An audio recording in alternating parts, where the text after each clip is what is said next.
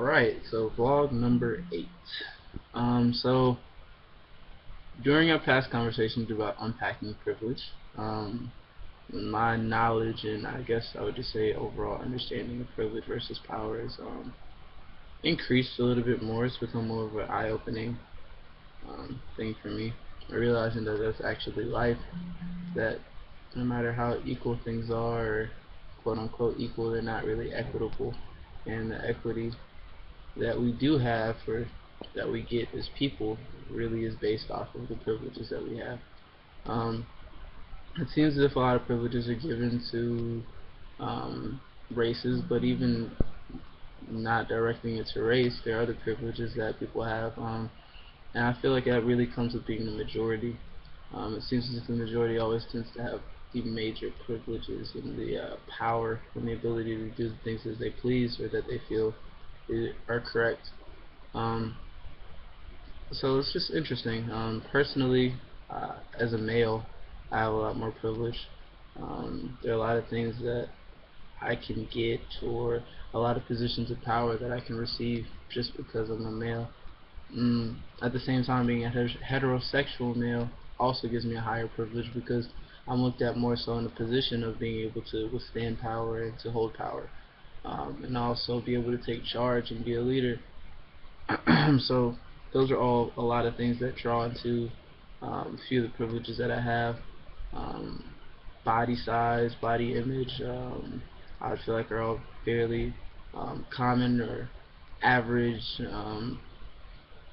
far from ever being, picked on for things like that, and just being expected to do certain things based off of those attributes that I come with. So it's interesting to view, just the different privileges that you have and how they affect you on a day-to-day basis and how they affect others. So it's interesting, to say the least. Um, I would say that my privileges give me the ability to facilitate dialogues, certain dialogues, of course, regarding issues that I face. So, as far as if I was dealing with a dialogue on body size, or I would do athleticism or athletic type body size, and I could point out the differences. I could point out the pros, I could point out the cons, and it would be widely accepted by whoever's in the room, whether they affiliated with my identity or not, because they would be getting primary information from somebody who actually experiences these differences, somebody who actually experiences um, these problems. So some of the dialogues that I started talking to my partner Jenna about were um, just pretty much socioeconomic status as far as Clemson's lifestyle goes. So everyday lifestyle as a college student on Clemson campus, and how just certain. Of course, we're all students here, so we all made it. Um, but at the same time, there's so many differences. Not even regarding race, not even regarding sexual preference. Um, Strictly just even looking at socioeconomic status, that just draws such a huge line between the type of people that you find here. You find people from all walks of life, but it seems as if even just trying to fit in, maybe hanging out with a group of friends, don't want to go downtown to eat, based off of your socioeconomic status, you might not even be able to do that. So, to some people, how some things seem very trivial, $5, $10 meal might not be that big of a deal to them, but to some people they just don't have it, and it's just hard. That really breaks friendships. It just breaks an opportunity for you to socialize, and that's one of the biggest things that are important in college, is being able to find a group of people that you can relate to, that you can interact with, and that you can, be able to say that I've gotten to know these people on a higher basis. So I find it really interesting